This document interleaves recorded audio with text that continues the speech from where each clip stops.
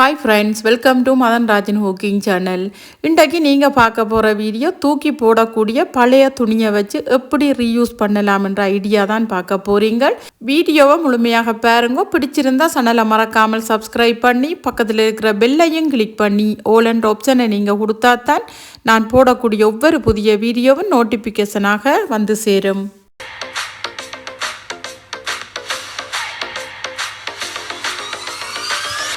எல்லாருடைய வீடுகளிலும் பார்த்தீங்களென்றால் பழைய துணிகள் நிறைய இருக்கும். கிழிஞ்ச துணி, கிழியாத துணி, கிழியாமலே எங்களுக்கு பழுதா போன துணிகளும் இருக்கும். அதை நாங்கள் தூக்கி அப்படியே போட்டுருவோம். ஆனால் அதை வச்சு இன்றைக்கு எப்படி நாங்கள் வீட்டில் ரீயூஸ் பண்ணலாம்ன்றது தான் பார்க்க போகிறீங்கள். வாங்கோ வீடியோக்குள்ளே போகலாம். டிப்ஸ் நம்பர் 1, ஒரு கேங்கிங் பேக் தான் முதல்ல பார்க்க போகிறீங்க. இந்த கேங்கிங் பேக் பார்த்தீங்களென்றால் வீட்டில் நாங்கள் யூஸ் பண்ணாமல் வச்சுருக்கக்கூடிய பழைய டிஷர்ட்டை வச்சு தான் நான் செய்திருக்கிறேன். இந்த டிஷர்ட் பார்த்தீங்களென்றால் என்னுடைய மகளுடைய டிஷர்ட். இந்த டிஷர்ட் அவள் போடுறதில்ல. அதால் நான் இந்த உடுப்புகள் எல்லாத்தையும் எடுத்து ஒரு இடத்துல வச்சுருந்தேன். இப்போ அதை கொண்டு ஒரு பாக்ஸில் போடலாமண்டு வச்சுருந்தேன். ஆனால் அதை இப்படி யூஸ் பண்ணலாமண்டு எனக்கு ஒரு ஐடியா வந்ததோ அதான் நான் இப்போ உங்களுக்கு வீடியோவாக இதில் ஷேர் பண்ணியிருக்கிறேன். இப்போ இதில் பார்த்தீங்களென்றால் இந்த கழுத்து பகுதியை விட்டுட்டு இந்த கைப்பகுதியையும் கீழே இருக்கக்கூடிய பகுதியையும் நான் தச்சு விட போகிறேன்.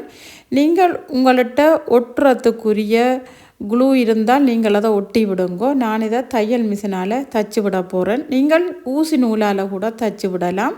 இப்போ நான் இந்த டிஷர்ட்டின் கீழ்ப்பகுதியை தச்சிட்டு உங்களுக்கு காட்டுறேன். இப்போ இதில் பாருங்கள், இந்த டிஷர்ட்டின் கீழ்ப்பகுதியை நான் தச்சு கொண்டு வந்துட்டேன். அதே போல் அந்த கை இருக்கிற பகுதியையும் நான் அப்படியே நீளத்துக்கு மேலே இருந்து கீழே மட்டும் தச்சு விட்டுட்டேன். ஏனென்று பார்த்தீங்கன்னா நாங்கள் இதுக்குள்ளே போடக்கூடிய உடுப்பு எங்களுக்கு விழாமல் இருக்கிறதுக்கு இது ஒரு பேக் மாதிரியே இருக்கும். இப்போ பார்த்தீங்களென்றால் இது போல் நாங்கள் இந்த உடுப்பு கொழுவி வைக்கக்கூடிய ஒரு கேங்கர் ஒன்று எடுத்திருக்கிறேன். இப்போ இந்த கேங்கரை இந்த கழுத்து பகுதியில் நான் கொழுவி விட போகிறேன். கொழுவி விட்டுட்டு பார்த்தீங்கன்னா இதே போல் ஒரு ஆணி ஒன்று எங்களுக்கு ரூமிலையோ அல்லது பாத்ரூம்லேயோ எங்கே இருந்தாலும் இதை கொண்டு அதில் இதே மாதிரி கொழுவி விட்டுட்டு இதுக்குள்ள நாங்கள் பிள்ளைகளோட சாக்ஸோ அல்லது சிறிய டிஷர்ட்டோ அல்லது உள்ளுக்குள்ளே போடக்கூடிய பெஸ்ட்டோ என்னென்றாலும் நாங்கள் இதுக்குள்ளே போட்டுக்கொள்ளலாம். பெரிய டிஷர்ட்டுகளும் நாங்கள் இதுக்குள்ளே போட்டுக்கொள்ளலாம். போட்டுட்டு நாங்கள் இதை வாஷ் பண்ணுற நேரம் எடுத்துக்கொண்டு மிஷினில் போட்டுட்டோம் என்றால் எங்களுக்கு இது ஈஸியாக இருக்கும். அதை விட பிள்ளைகளின் சாக்ஸுகள் அந்த சின்ன உடுப்புகளெல்லாம் எங்களுக்கு தேட வேண்டிய தேவையும் இல்லை. இப்படி நாங்கள் செய்கிறதால பார்த்தீங்களென்றால் எங்களுடைய வேலையும் எங்களுக்கு குறைவாகும். அதை விட நாங்கள் அந்த உடுப்புகளை தேடி எடுக்கிற நேரமும் மிச்சமாகும். அதை விட வீடும் எப்பொழுதும் க்ளீனும் நீட்டாகவும் இருக்கும். இந்த டிப்ஸும் கண்டிப்பாக உங்களுக்கு யூஸ்ஃபுல்லாக இருக்கும். ட்ரை பண்ணி பாருங்கோ. டிப்ஸ் நம்பர் 2, இதே பழைய டிஷர்ட்டை வச்சு பார்த்தீங்களென்றால் நான் இப்போ இந்த டிஷர்ட்டை வச்சு வீட்டில் இருக்கக்கூடிய என்னுடைய தையல் மிஷினுக்கு தான் நான் இப்போ ஒரு கவர் போட போகிறேன். தையல் மிஷின் பார்த்தீங்களென்றால் எப்போயுமே நாங்கள் மூடாமல் வச்சிட்டோமென்றால் அதுக்குள்ளே போய் நிறைய டஸ்ட்டுகள் அடைஞ்சிருக்கும். அது க்ளீன் பண்ணுறது எங்களுக்கு பெரிய வேலையாக போடும். இப்போ அதுக்கு பார்த்தீங்கன்னா நான் இது போல் ஒரு டிஷர்ட்டு எடுத்து அதுவின் மேல் பகுதியை நான் வெட்டி அப்படியே எடுக்கிறேன். அந்த கையோடு சேர்ந்த பகுதியை அப்படியே நான் வெட்டி எடுக்கிறேன். வெட்டி எடுத்துட்டு டிஷர்ட்டின் கீழ்ப்பகுதியை நாங்கள் உள்பக்கமாக தச்சு டிஷர்ட்டை நாங்கள் நல்ல பக்கத்துக்கு பிரட்டி எடுத்துடணும்.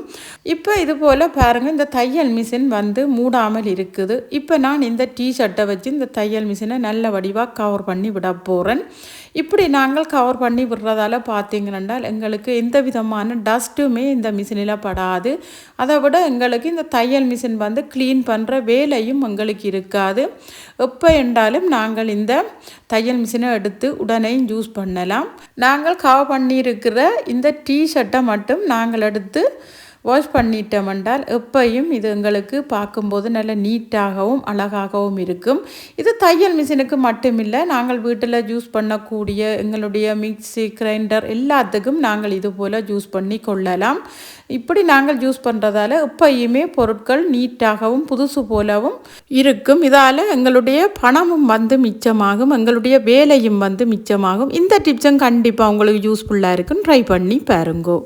டிப்ஸ் நம்பர் 3, வீட்டில் பார்த்தீங்களென்றால் எங்கள்கிட்ட பிள்ளைகளின் ஃப்ராக்குகள் நிறைய இருக்கும், அல்லது எங்களுடைய சாரிகள் நிறைய இருக்கும், சல்வார் நிறைய இருக்கும். இதெல்லாம் எங்களுக்கு நிறைய அந்த முத்துகள் ஸ்டோனுகள் எல்லாம் வச்சுருக்கும். இப்படி இருக்கிறத நாங்கள் இந்த எல்லா உடுப்புகளோடையும் சேர்த்து வச்சிட்டோம்னா நாங்கள் ஒவ்வொரு உடுப்பும் எடுக்கும்போது இது அதில் கொழுவுப்பட்டு ஒவ்வொரு உடுப்போடு சேர்த்து கொழுவுப்பட்டு இதில் இருக்கக்கூடிய அந்த ஸ்டோன் அந்த முத்தெல்லாம் எங்களுக்கு விழுந்துடும். இதுக்கு நான் யூஸ் பண்ணாத பழைய பிலோ கவர் ஒன்று தான் எடுத்திருக்கிறேன். இப்போ இந்த பிலோ கவருக்குள்ளே இந்த ஃப்ராக்கை நான் வச்சு விட போகிறேன். வச்சுட்டு இதே போல் மடித்து வச்சுட்டு எங்களுடைய கபர்ட்டில் நாங்கள் மற்ற உடுப்புகளோட கொண்டு வச்சாலும் இப்போ தான் நாங்கள் உடுப்புகளை மாறி மாறி எடுத்தாலும் இந்த ஃப்ராக் எங்களுக்கு புதுசு போலவே இருக்கும். நீண்ட காலத்துக்கும் வச்சு இதை யூஸ் பண்ணக்கூடிய மாதிரியும் இருக்கும். இந்த டிப்ஸும் கண்டிப்பாக உங்களுக்கு யூஸ்ஃபுல்லாக இருக்கும். ட்ரை பண்ணி பாருங்கோ. டிப்ஸ் நம்பர் 4, எங்களுடைய நிறைய த்ரெட் ஒர்க்குள்ள ஃப்ராக்குகள் எல்லாம் இருக்கும். இந்த ஃப்ராக்கை நாங்கள் மற்ற உடுப்புகளோடு சேர்த்து வாஷ் பண்ணிக்கல மற்ற உடுப்புகளில் இருக்கக்கூடிய அந்த பட்டன் அந்த ஷிப்பெல்லாம் பார்த்திங்கன்னா இதை அப்படி எங்களுக்கு இழுத்து இந்த த்ரெட்டே எங்களுக்கெல்லாம் அறுந்து வீணாக போயிடும். அதுக்கு பிறகு தூக்கித்தான் போட வேணும். அதை நாங்கள் யூஸ் பண்ணவே முடியாது. இப்போ அதுக்கு பார்த்திங்களென்றால் நான் யூஸ் பண்ணாமல் இருக்கக்கூடிய இந்த பிலோ கவருக்குள்ளே இந்த ஃப்ராக்கை போட்டுட்டு நாங்கள் மற்ற உடுப்புகளோட போட்டு வாஷ் பண்ணிட்டோம் என்றாலும் எங்களுக்கு இந்த ஃப்ராக்கில் இருக்கக்கூடிய திரட்டு எதுக்குமே ஆகாது.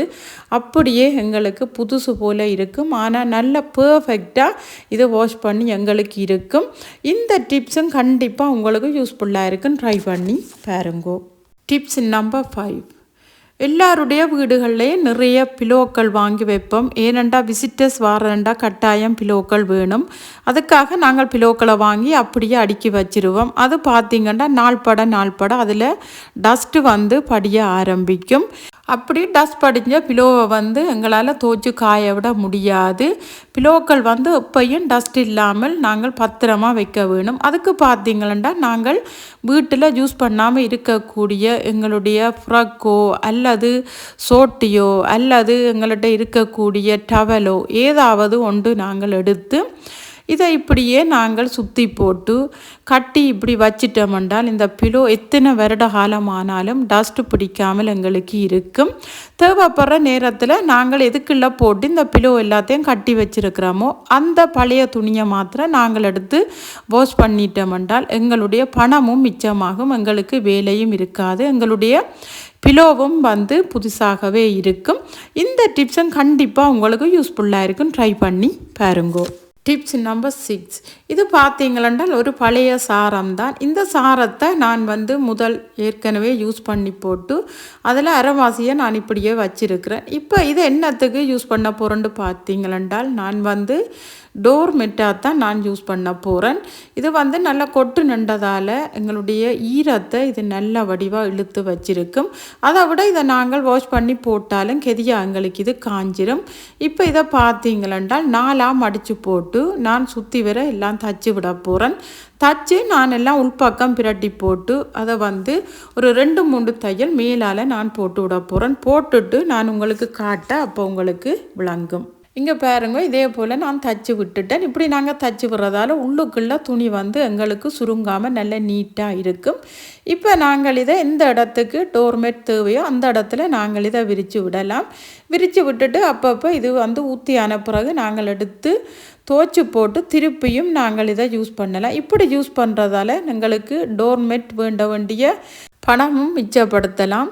இது டோர்மெட்டாக மட்டுமில்லை, கிச்சனில் பார்த்தீங்களென்றால் நாங்கள் அந்த பாத்திரம் எல்லாம் கழுவி வைக்கக்கூடிய அந்த ஸ்டாண்டு கீழே தண்ணி வடியும். அப்படி தண்ணி வடிகிறதால அந்த கவுண்டர் டாப் எல்லாம் எங்களுக்கு ஒரு விதமாக ஈரமாக இருக்கும். சில கவுண்டர் டாப் நாள் போக போக அது பழுதாகிரும். இப்போ இதுக்கு பார்த்தீங்களென்றால் நாங்கள் கடைகளில் வாங்கி யூஸ் பண்ணக்கூடிய இப்படி அந்த கீழே தண்ணியை இழுத்து வைக்கக்கூடிய அந்த மெட்டெல்லாம் இருக்குது. ஆனால் இது நாங்கள் விலை கொடுத்து தான் வாங்குவோம். ஆனால் இது போல் கொட்டும் துணிகளை வச்சு நாங்கள் தச்சிட்டு இதே போல் கீழே விரித்து விட்டுட்டோம்னால் இந்த பாத்திரங்களில் இருந்து வழியக்கூடிய அந்த தண்ணி இந்த துணியில் நல்லா இழுத்து வச்சிருக்கும். அதுக்கு பிறகு நாங்கள் இதை நல்ல வடிவாக புழிஞ்சு அல்லது துவைச்சி போட்டு காய விட்டுட்டோம்னால் திருப்பி நாங்கள் இதை ரீயூஸ் பண்ணக்கூடிய மாதிரி இருக்கும். இதனாலேயும் நாங்கள் இந்த பாத்திரம் கழுவுற இந்த ஸ்டாண்டு கீழே போடக்கூடிய அந்த விரிப்பும் நாங்கள் நாங்கள் வாங்க வேண்டிய தேவையும் இல்லை, எங்களுடைய பணமும் மிச்சம். இந்த டிப்ஸும் கண்டிப்பாக உங்களுக்கு யூஸ்ஃபுல்லாக இருக்குன்னு ட்ரை பண்ணி பாருங்கோ. ஓகே ஃப்ரெண்ட்ஸ், இந்த டிப்ஸில் ஒரு டிப்ஸாவது கண்டிப்பாக உங்களுக்கு யூஸ்ஃபுல்லாக இருந்திருக்குமென்று நினைக்கிறேன். என்ன வர யூஸ்ஃபுல்லான டிப்ஸ் அண்ட் ட்ரிக்ஸோடு உங்களை நான் சந்திக்கிறேன். இந்த வீடியோ உங்களுக்கு பிடிச்சிருந்தால் லைக், கமெண்ட், ஷேர் பண்ணுங்க. மறக்காமல் சப்ஸ்கிரைப் பண்ணுங்க. அப்படியே பக்கத்தில் இருக்கிற பெல்லையும் கிளிக் பண்ணுங்க. அப்போ தான் நான் போகிற ஒரு வீடியோவும் உங்களை வந்து சேரும். Okay, bye bye.